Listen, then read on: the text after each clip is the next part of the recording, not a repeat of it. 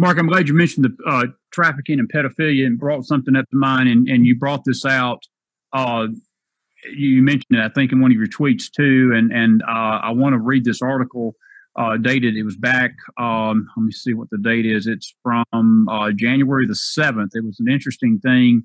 Newsmax had this. It's a very, very troubling comment. On the surface, it don't sound sinister, but I tell you, you start looking at this in light of the pedophiles and this whole globalist elite network of people in the higher level of government, which I do believe reached to Barack Obama. He made a speech after the first of the year. He said it at a private reception in Hawaii, and he said this. I'm just going to read this first two paragraphs, and then we're going to talk about it. Former President Barack Obama said that political leaders must welcome new blood, and make a commitment to human dignity in remarks at a private reception in Hawaii.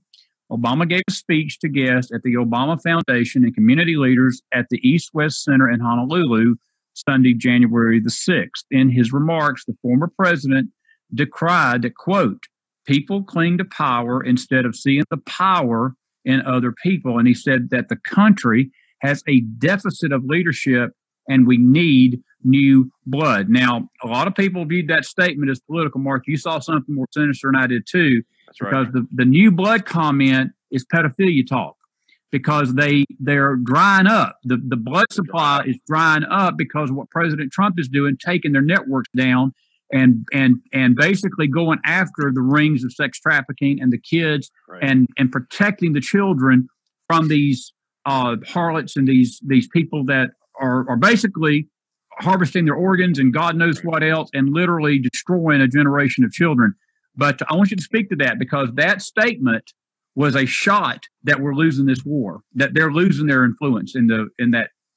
Well, we know that their comms are being shut down. The deep state's comms are being shut down. We know that through Q.